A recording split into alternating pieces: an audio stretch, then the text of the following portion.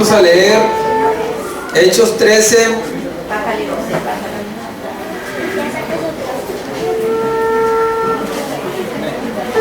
Capítulo 13, versículo del 20 al 22.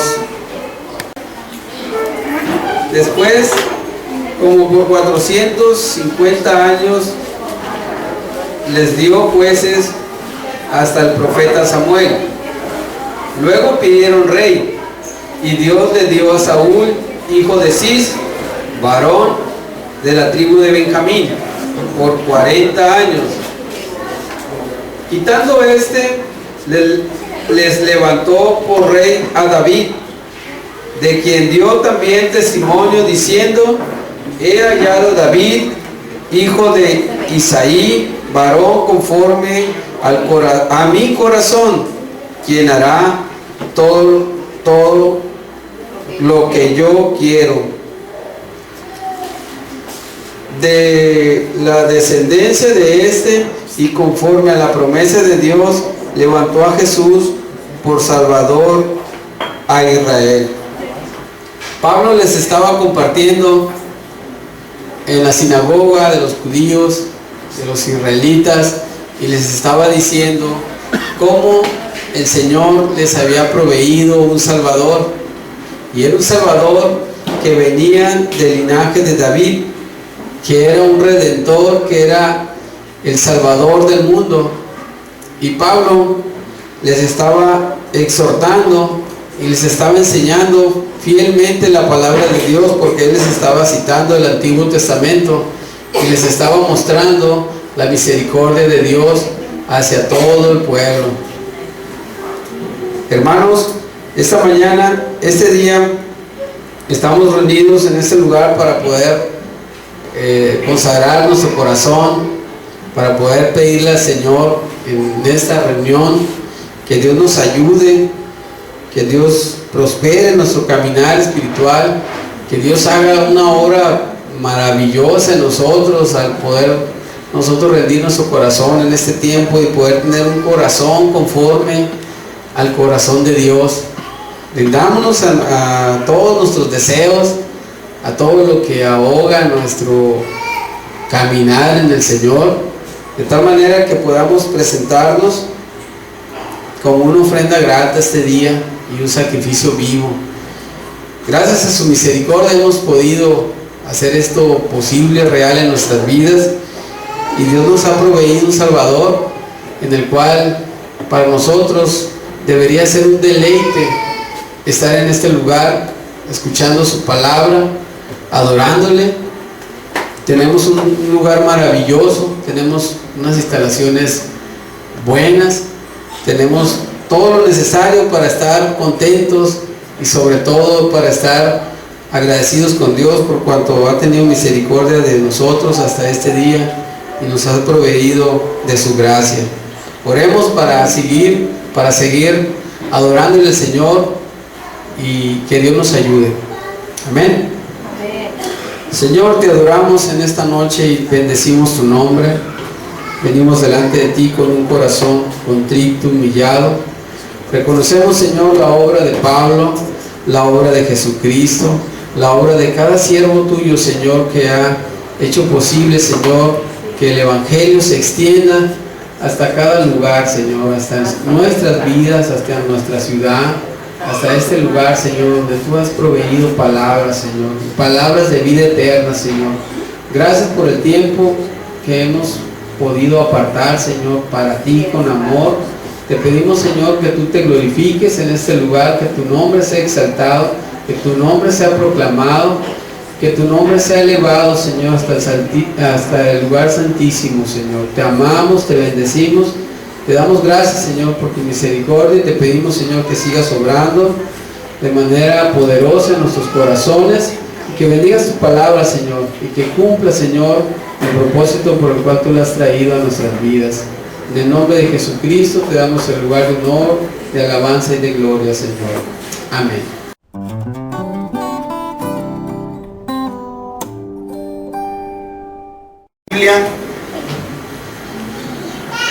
Y sobre todo las ganas de usarla, porque la vamos a usar mucho.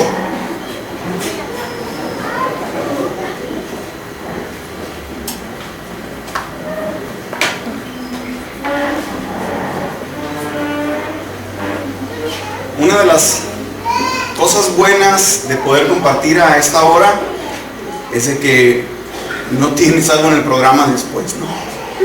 Entonces digamos que no hay como tiempo límite. Pero otra de las malas es que estás luchando con Morfeo todo el tiempo. Y ya el hermano empieza como que se mece y se va. No se haga piojito ni nada, ¿no? Es ese tranquilo. Y esperemos que no se duerman mucho. Recuerdo cuando compartía en la célula en la casa de Lupita, una de las metas es que no se me durmiera alguien que iba a esa célula, ¿no? Era mi meta más grande, y al final de la célula decía, lo logramos, no se durmió esta persona. No decimos nombre para que Jaciel no se sienta, pero Jaciel, no sé, en aquel entonces tendría algunos 6, 7, 8 años, no sé. Pero era muy curioso, ¿no? Verlo cómo se arrullaba en la palabra del Señor. Y esperemos que no pase lo mismo en esta hora. Vamos a presentar ese tiempo ante Dios y roguemos al Señor que pueda hablar a nuestros corazones. Señor Jesús, esta noche venimos delante de ti, Señor, rogando a tu presencia que tengas una vez más compasión de nuestras vidas, de nuestra impiedad, Señor, de nuestro pecado. No somos dignos, Señor, de estar delante de ti, y aún así tú nos permites, Dios, servirte de distintas maneras, o el simple hecho de respirar y poder gozar de ti. Gracias, Señor, es tan hermoso esto que tenemos en ti. Te agradezco por cada familia de los que están en este lugar, cada joven, cada niño. Gracias, Señor, porque de una manera especial tú los has traído aquí, y rogamos, Señor, que tú hagas tu obra en sus vidas. Quítanos también la idea, Señor, de venir a este lugar solo con el deseo de recibir, y permite, Dios, que también podamos dar en servicio, en amor, en testimonio, Señor, y que podamos consolar, confortar al necesitado o al desvalido. Ayúdanos, Dios, porque nuestro deseo es ir tras las huellas del Maestro. Y aun cuando sabemos que esas huellas son tan grandes que no las podemos llenar, son tan difíciles a veces de seguir e imposibles en nuestras fuerzas, tú has dicho, Cristo, vengan a mí, vengan a mí. Ayúdanos, Dios, a escuchar esa instrucción tan sencilla pero tan poderosa cuando tú le decías a los discípulos, sígueme, sígueme. Y esto implicaba dejar todo lo que estuvieran haciendo, cualquier situación. Señor, ayúdanos a seguirte a ti de esa manera, en el nombre de Jesús, amén. Pues es un gozo el poder compartir con ustedes. Vamos a abrir a 1 Tesalonicenses 1, verso 6. Gerson trazó de manera muy rápida y es difícil a veces cuando estás contra el tiempo, y él tenía que, digamos, trazar las bases de lo que de lo que se va a compartir, y tuvo a bien invitarnos, pues por la misericordia de Dios. Simplemente créanme que a veces cuando tenemos que venir aquí nos sentimos tan indignos y decir, Señor, no debería estar yo en este lugar, ¿no? Pero yo creo que es la actitud que busca Dios de todos nosotros, estar como indignos delante de Él. Y aún antes de predicarle esto a ustedes, es como si lo predicara a un espejo y estuviera solo esas palabras viniendo a mi vida, porque las ocupo tanto o más como ustedes en este lugar. Pero estábamos viendo que esta iglesia había tenido la bendición por allá en Hechos 17 de recibirles. El pasaje nos habla de que estuvieron 3 sábados. Pues no sabemos si Si un comentarista dice, no sabemos si esos 3 sábados fue todo lo que él estuvo, nos conviene más pensar que fueron los 3 que compartió en la sinagoga y lo corrieron, ¿no? Pero a lo mejor estuvo más tiempo ahí porque la huella que dejó Pablo y sus colaboradores fue increíble. Pero definitivamente no fue un tiempo como años. ¿Alguno de los que está aquí, levanten su mano, tiene al menos más de un año de conocer al Señor? Ok, yo creo que somos la mayoría. Dijera casi todos, pero hay algunos. Y no es como para hacer menos a esa minoría, sino para avergonzarnos a la mayoría de muchas cosas que deberíamos estar haciendo y que no estamos haciendo. Vamos a 1 Tesalonicenses 1, verso 6. Bueno, lo vamos a tomar un poco atrás.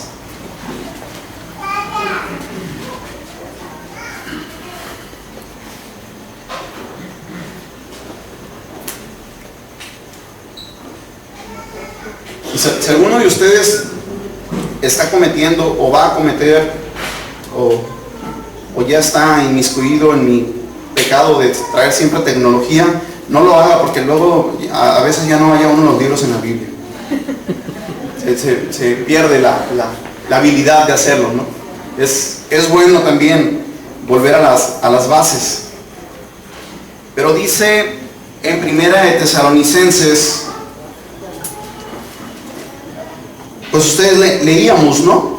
Del saludo, pero desde el verso 4 dice, porque conocemos, hermanos amados de Dios, vuestra elección, pues nuestro evangelio no llegó a vosotros en palabras solamente, sino también en poder, en el Espíritu Santo y en plena certidumbre, como bien sabéis cuáles fuimos entre vosotros por amor de vosotros.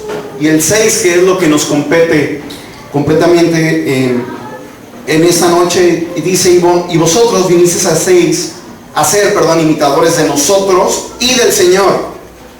Es importante notar que está hablando de nosotros y del Señor en el mismo momento, recibiendo la palabra en medio de gran tribulación, con gozo del Espíritu Santo, de tal manera que habéis sido ejemplo, a ver, digan conmigo, ejemplo, a todos los de Macedonia y de Acaya que han creído, porque partiendo de vosotros ha sido divulgada la palabra del Señor, no solo en Macedonia y Acaya, sino que también en todo lugar vuestra fe en Dios se ha extendido, de modo que nosotros no tenemos necesidad de hablar nada, porque ellos mismos cuentan de nosotros la manera en que nos recibisteis y cómo os convertisteis de los ídolos a Dios para servir al Dios vivo y verdadero y esperar de los cielos a su Hijo, al cual resucitó de los muertos, a Jesús, quien nos libra de la ira venidera. Es increíble en todo este pasaje, aun cuando vamos a tocar el 6, es increíble lo que se está hablando de esta iglesia. Si alguien escribiera una carta a Comunidad Cristiana Vida Nueva, dígase los Mochis, Juan José Ríos, Choix, o la comunidad bíblica en la cual estamos asistiendo nosotros, ¿en realidad diría todas esas cosas de nosotros? A veces yo siento que nos queda el saco muy grande, muy grande.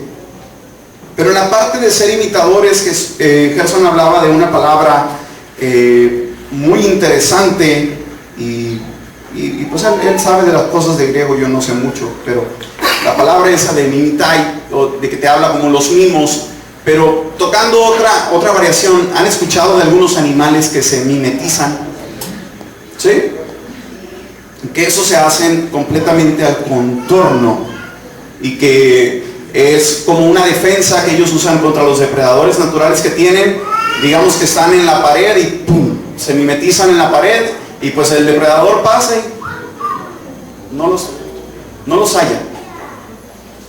Algunos de nosotros empleamos mal este concepto y nos mimetizamos con el mundo para que Satanás no nos encuentre, pero eso no es de lo que habla este pasaje. Y creo que esa mimetización la tenemos bien practicada. Pero aquí en este pasaje te habla de un carácter genuino, de la experiencia que estaban teniendo esos hombres en Tesalónica, Pues Tesalónica es una ciudad que aún existe por allá. Si tú la buscas, la vas a encontrar ahora como Salónica.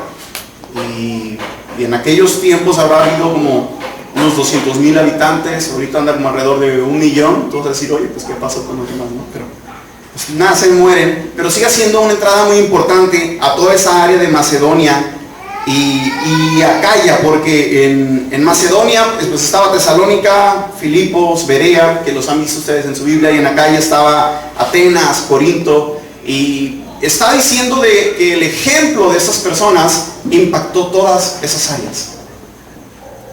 Hicieron algo impresionante. Es como si alguien te dijera, el ejemplo que tuvo el hermano Philip con José Ríos impactó Los Mochis, El Fuerte, Choix, y hasta Culiacán, Mazatlán, y tú dices, wow, qué bendición.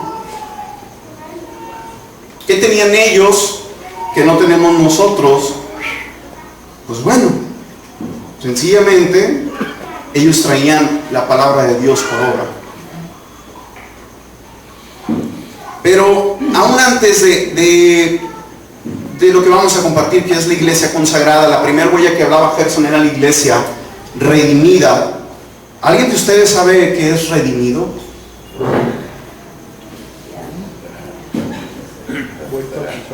Vuelto a comprar, mis amigos los sinisteros, luego. Redimido, ¿no? Que hemos sido comprados a precio de sangre, lo sabemos.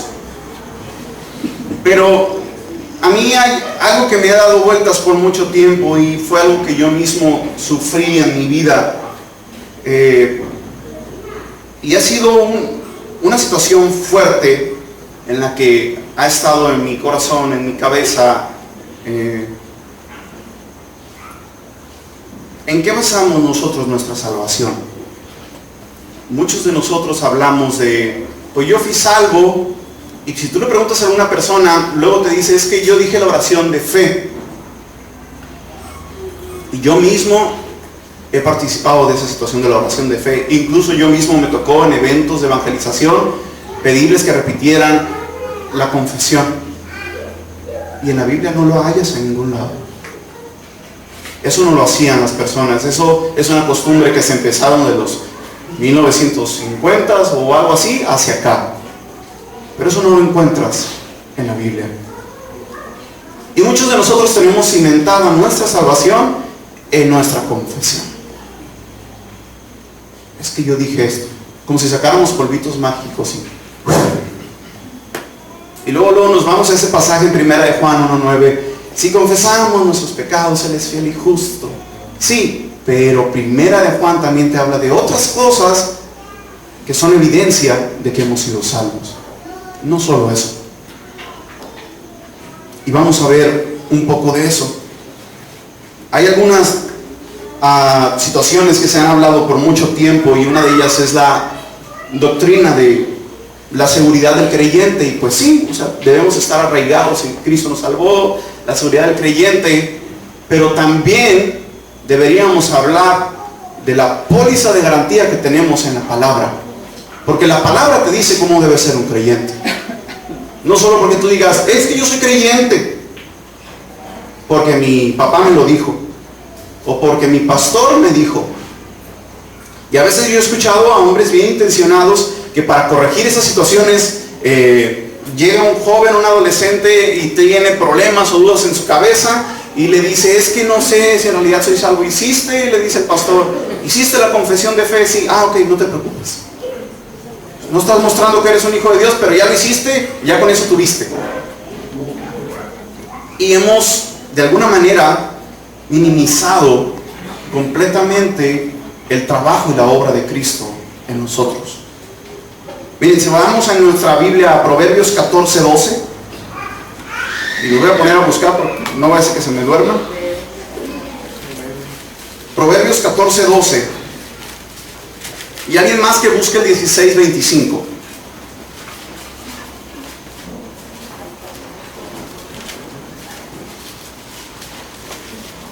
Y si alguien ya lo tiene, lo puede decir fuerte. 14:12. Hay camino que al hombre le parece derecho, pero su fin es camino de Fíjense, hay muchos de nosotros que decimos, pues estoy muy bien, hermano, estoy muy bien. Aguas. Y el 16:25, ¿qué dice? Hay camino que parece derecho al hombre, pero su fin es camino de muerte. Parece que está repetido completamente, ¿no? Y con los jóvenes allá en la iglesia estamos teniendo una reunión una vez al mes. Tratamos de tener el último sábado del mes y estamos estudiando acerca de proverbios y la gente de los proverbios, y ha sido de mucha bendición ver ciertas cosas y cómo se enriquece esto entre todos nosotros. Pero hablábamos de que hay muchos pasajes en proverbios que te dicen lo mismo, como si hubiera sido un énfasis para ver si agarrabas el rollo, ¿no?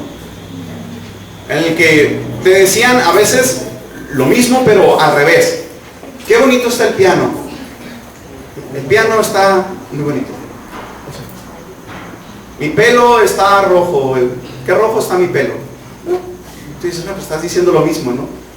Y tú lo ves y lo encuentras en la escritura de los hebreos, y era muy común, ¿no? Hacerlo de esa manera, como un paralelismo en el que estaban diciendo lo mismo exactamente. Pero aún más que esto, nos habla de algo importante, algo que recalcar. Todos nosotros, en nuestro propio parecer, nos vemos justos ante Dios. Y ese es un problema muy grande. Muy grande. ¿Cómo dirían ustedes que tienen seguridad de que hemos sido salvos ante Dios? Pues alguien puede decir, pues porque yo me arrepentí. Pero la palabra de Dios, cuando habla del arrepentimiento, te habla de un constante arrepentimiento. No solo decir, hace 20 años me arrepentí, pero hermano, ¿has seguido pecando después de esos 20 años? Sí. Todos los días, todo el día a veces. Y nuestra actitud, y yo hablo por mí, no por ustedes, cada vez se ha hecho más soberbia ante Dios. Y es una situación de que yo me veo justo, y a veces es sorprendente, y Gerson y no sé, Gabriel y Philly me pueden secundar, a veces cuando hacen un llamado en una situación de que Dios trate nuestras vidas, a veces pasan las mismas personas. Y tú dices, ay hermano, ya oró por eso. Qué ridículo. Y nosotros nos quedamos atrás, como cruzados de brazos, pensando en que somos justos. Híjole, qué problema tenemos con nuestro orgullo. Y esta es una prueba interesante de que somos hijos de Dios, cuando tenemos ese deseo fuerte de acercarnos más ante Él. Leí hace unos días atrás en el devocional del día, y decía Robert Murray M'Cheyne, decía: oh, ¿quién me diera el poseer verdadera humildad no fingida? Tengo razones para ser humilde, sin embargo no conozco ni la mitad de ellas. Sé que soy orgulloso, sin embargo no conozco ni la mitad de mi orgullo. Y él hablaba de esta situación fuerte en que él tenía que cambiar. Y algo que me impresionó es que a veces trato de leer dos distintos devocionales, o tienes la facilidad, ¿no?, de leerlos en internet. Y ese día, el 22 de marzo, los dos estaban hablando de la humildad, y yo dije, ay Señor. Y decía el otro: el verdadero camino en la humildad no es achicarte hasta que seas más pequeño que tú mismo, sino es colocarte según tu verdadera estatura al lado de alguien de mayor estatura que la tuya, para que compruebes la verdadera pequeñez de tu grandeza. Tú dices, órale, qué interesante, ¿no? Pero nuestra actitud ante Dios siempre debería ser en humilde expresión de arrepentimiento, siempre. Porque es muy fácil decir, pues yo estoy bien, limpio.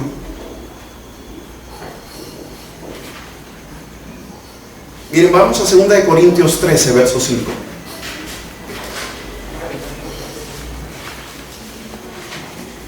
Segunda de Corintios 13, 5.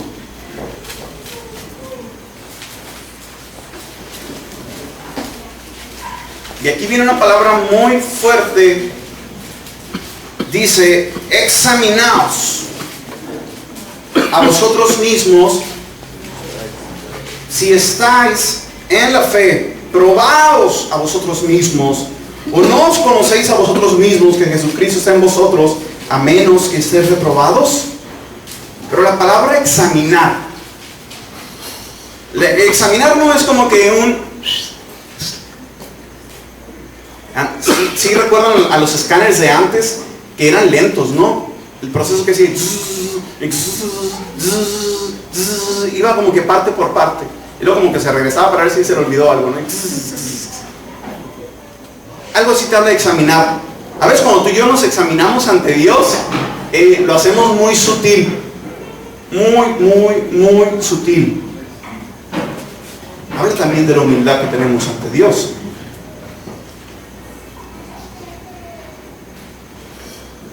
Entonces tú vas a decir, bueno, ¿de qué habla eso? Te íbamos a hablar de la consagración, ¿por qué estamos hablando de esto? Yo le dije a Gerson ahorita, bueno, considerando que tú no hablaste mucho de lo de redimida, pues bueno, vamos agarrándonos desde la redención hasta la consagración, porque esto va de la mano. Todas esas huellas van de la mano. Y si tú y yo no las estamos siguiendo, nos indica algo muy importante. Muy importante.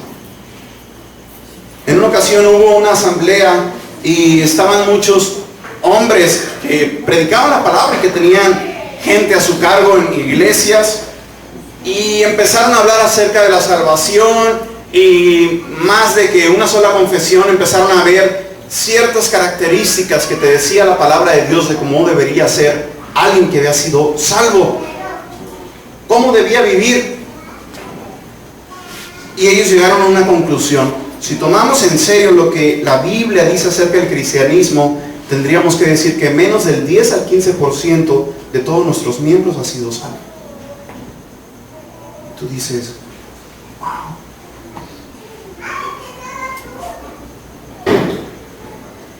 ¿En qué estamos cimentando nuestra salvación?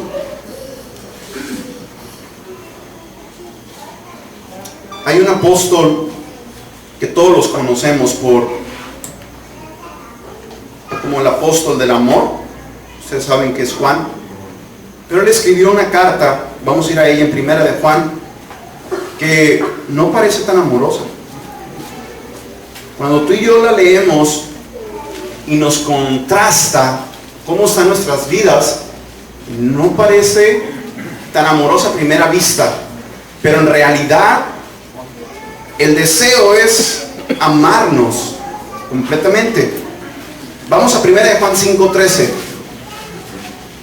Este pasaje te habla de la razón de por qué fue escrita esta epístola.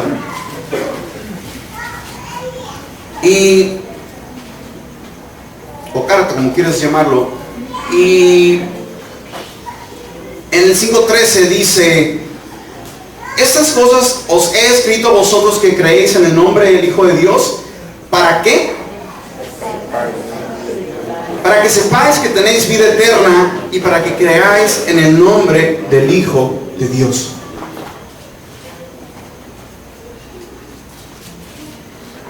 Si yo les preguntara en ese momento, hermano, ¿usted cree que tiene la vida eterna? Yo creo que más de alguno la duraríamos.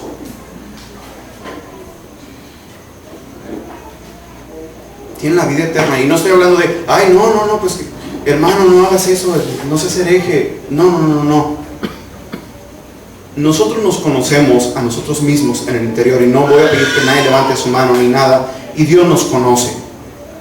A mí alguien me decía, bueno, yo puedo estar segura de mi salvación, pero por más que yo ame a mis padres, yo no puedo estar segura de su salvación. Porque el Señor y el Espíritu se lo revela a ellos, no a mí. Mi esposa me puede ver y ella puede decir, pues a lo mejor él es salvo, pero en realidad esto es algo personal, hermano.